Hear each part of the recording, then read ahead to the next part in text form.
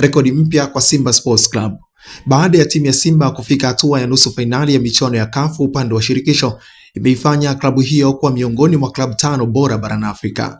Timu hiyo kwa mujibu wa vigezo vya CAF imefikia nafasi ya 4 kwa kuwa timu pekee ukanda wa Afrika Mashariki na Kati iliyo ndani ya klabu 5 barani Afrika. Wanaoitangulia Simba katika msimamo wa klabu bora barani Afrika ni Al Ahly ya Misri, Mamelodi Sundowns ya South Africa na Esperance de Tunis ya Tunisia, huku ya 4 ikiwa ni Simba, na klabu zote zinazosalia basi ziko chini ya Simba kwa sasa. Utaratibu wa CAF katika kuzipata klabu bora barani Afrika ni ufanisi wa timu katika misimu 5 kwa upande wa ligi ya mabingwa barani Afrika na kombe la shirikisho, ambapo huhesabiwa pointi pale timu inapotinga kwenye hatua ya makundi ya michuano hiyo.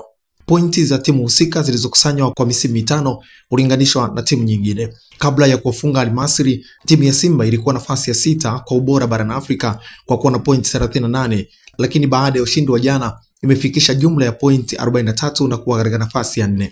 Na huu ndio msimamo wa timu 10 bora barani Afrika. Ya kwanza ni Al Ahly ya Misri yenye pointi 78, ya pili ni Mamelodi Sundowns yenye pointi 57, Esperance de Tunis ya nchini Tunisia ni ya 3 ikiwa na pointi 57, Simba ni ya 4 ikiwa na pointi 43, RS Berkane ni ya 5 ikiwa na pointi 42, Zamalek ni ya 6 ikiwa na pointi 42, Wydad ni ya 7 ikiwa na pointi 39, Pyramids ni ya 8 ikiwa na pointi 37, USM Alger ni ya 9 ikiwa na pointi 37, CR Belouizdad ni ya 10 ikiwa na pointi 36.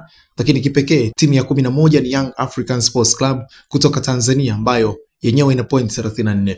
Hii ni TNTV, usahau kubonyeza neno subscribe, kulike, kushare na comment. Daudi anasema na alifurahi waliponiambia na twende nyumbani kwa Bwana. Mchungaji Cravel Venanti wa kanisa la EAGT Mlima wa Ahadi, Rome, Bukoba mjini anawakaribisha katika ibada zenye uvuvio wa nguvu za Mungu. Jumapili, ratiba za ibada ni kama ifuatavyo: saa 3 hadi saa 4 asubuhi ni shule ya Jumapili, saa 4 hadi saa 5 ni kusifu na kuabudu, saa 5 hadi saa 6:30 mchana ni neno kuu na maombezi. Jumapili hiyo hiyo saa 10:30 hadi saa 12:30 jioni ni maombi na maombezi yanayoenda pamoja na kumwabudu Mungu. Jumatano, ibada inaanza saa 10:30 jioni kwa kusifu na kuabudu, na kuanzia saa 11 kamili hadi saa 12 kamili jioni ni mafundisho ya neno la Mungu. Ijumaa ni ibada ya kusifu, kuabudu na kuomba kuanzia saa 10:30 hadi saa 12:30 jioni. Kanisa la EAGT